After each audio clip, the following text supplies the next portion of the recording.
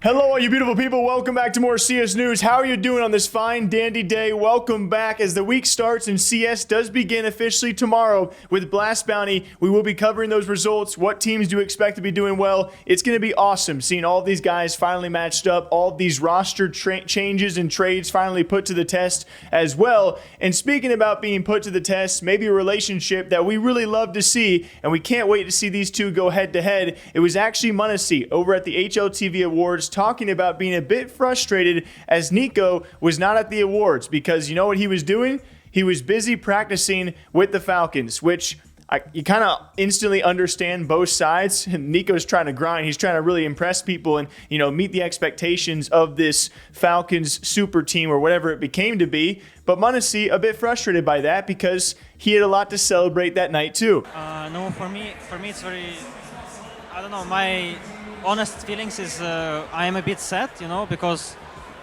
no, he was my man, my very good friend, my close friend, and but you'll be playing with him in 6 months' time.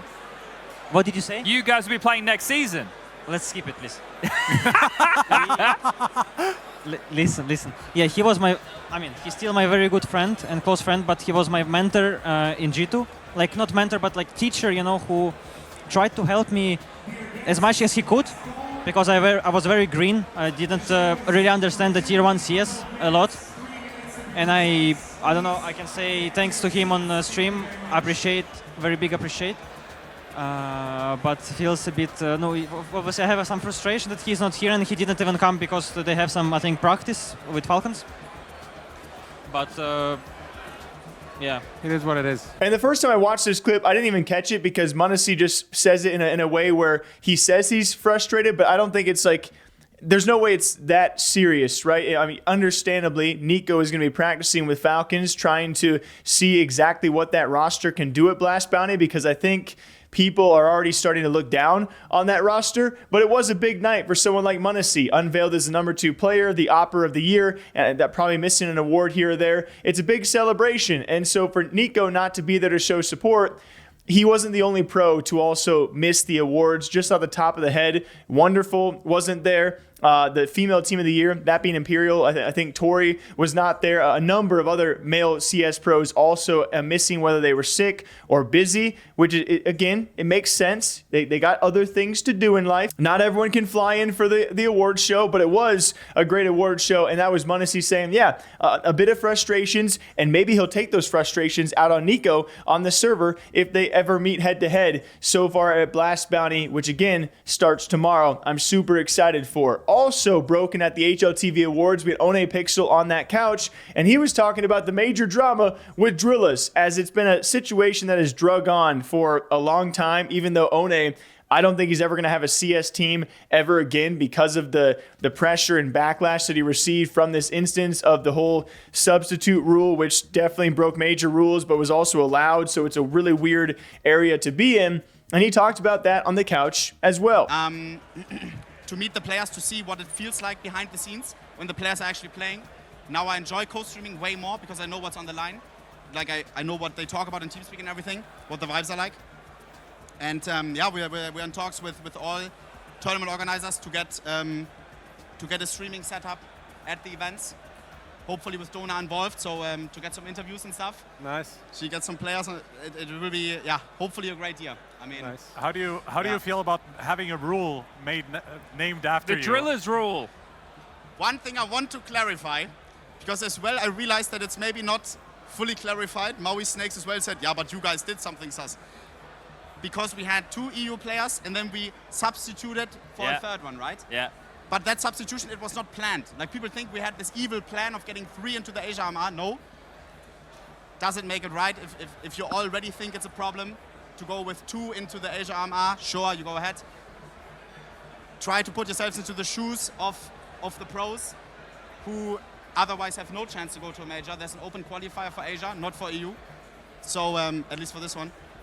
So, yeah, it just turned out that we needed a substitute for several reasons. I come back after my burnout. 4 of my players say, hey, sorry, we need to change this.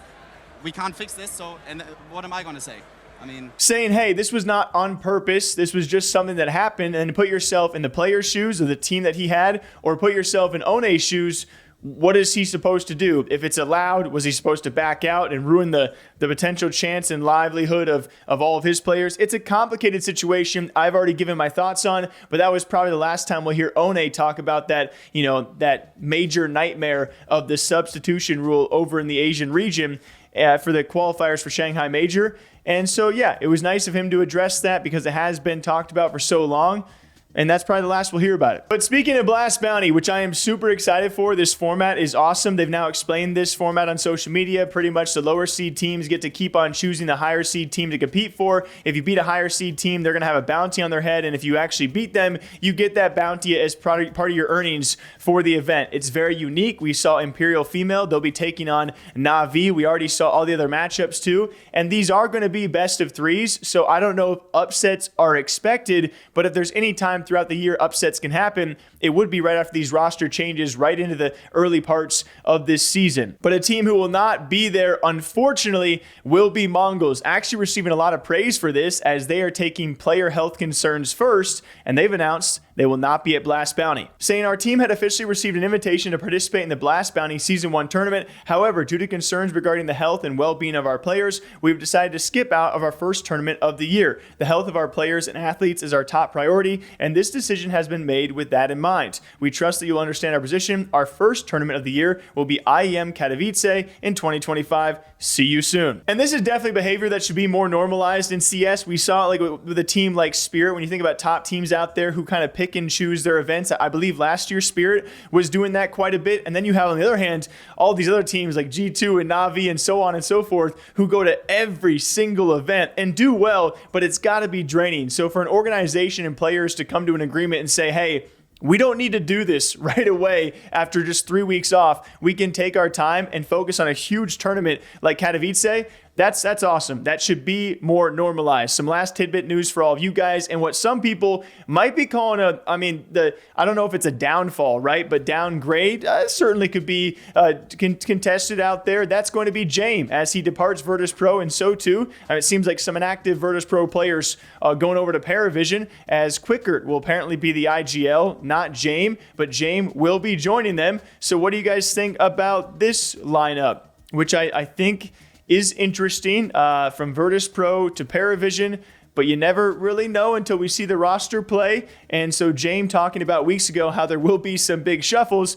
He must have been talking about himself included. So he'll be rounding out that Paravision roster, and we await to see if Jame time will even be seen at all this year. But until next time, thank you all for watching. Thank you for being here. It's going to be a lot of CS news these next few weeks. A lot of the coverage now will be around Blast Bounty, our first tournament of the year. It's going to be fun, guys. So relax, enjoy yourselves. I'll see you back here soon, all right? Go have a ball. Go have a day. Enjoy your time, and I'll see you back here bright and early. Take care.